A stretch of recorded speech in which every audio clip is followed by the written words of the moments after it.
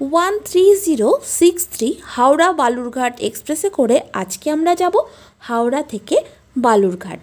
এই ট্রেনটি হাওড়া স্টেশন থেকে ছাড়ে সকাল 7:50 আর পৌঁছায় বালুরঘাটে এই 6টা সাড়ে 6টার মধ্যে। তো সারা দিনের জার্নি, এই ট্রেনে সারাদিন ধরে যায় আর জার্নিটা খুব ভালো।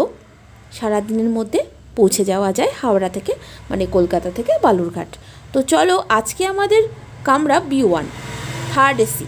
তো এই থার্ড এসি জার্নিটা কেমন হতে চলেছে তোমাদের সঙ্গে শেয়ার করব। প্রথমেই দেখো আমাদের B1 কামরার মধ্যে উঠে গেছি আর লাল লাল সিটগুলো লাল কালারের, খুবই সুন্দর, খারাপ না। তো সিটগুলো অন্যান্য ট্রেনে যে 3E কোচগুলো থাকে, এটা হচ্ছে থার্ড এসি। 3E কোচগুলো কেমন ছোট ছোট হয়, আর থার্ড এসি মানে এই কামরাগুলো, মানে এই সিটগুলো একটু বড়, কমফোর্টেবল শুয়ে। তো ট্রেনটা আমাদের এখনও ছাড়েনি, ছাড়বে। আর তার মধ্যে যথারীতি বালিশ, চাদর সব কিছু দিয়ে দিয়েছে, কোনো অসুবিধা নেই। চার্জার আর নামানো যায়, অসুবিধা নেই। এখানে একটা টেবিল দেওয়া আছে খাওয়া দাওয়ার সুবিধার জন্য।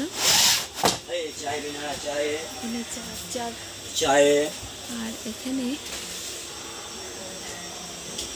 ঠিক আছে। সিটের স্পেসগুলো বড় আছে, থার্ড এসি যেহেতু।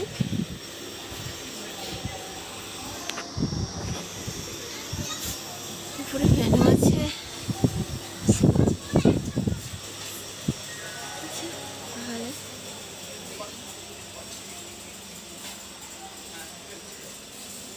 দিনের ট্রেনে গেলে পারে খাবারে একটা সমস্যা থাকে, তো আমাদেরও হয়েছিল সেই সমস্যাটা। তো এখানে আজিমগঞ্জের আগেই খাবারের অর্ডার নেওয়া হয়। তো এখানে খাবার অর্ডার দিলে আজিমগঞ্জ থেকে খাবারটা উঠে যায় 12:30টার দিকে। খাবারগুলো খুবই ভালো, আমরাও খেয়েছি, ভালো ছিল। আপনারা গেলে পারে অর্ডার করতে পারেন এবং খেতে পারেন। এই যে এখন যাচ্ছি আমরা ফারাক্কার ব্রিজের উপর দিয়ে। আরও যে দূরে দেখতে পাচ্ছেন ওই ফারাক্কার সেকেন্ড ব্রিজটা, ওটা কমপ্লিট হওয়ার মধ্যে, কাজ হচ্ছে, হয়ে গেলে কিন্তু খুব ভালো হবে। আর এই ফারাক্কার ব্রিজের উপর দিয়ে যাওয়ার সময় না আমার খুব ভালো লাগে যতবার যাই।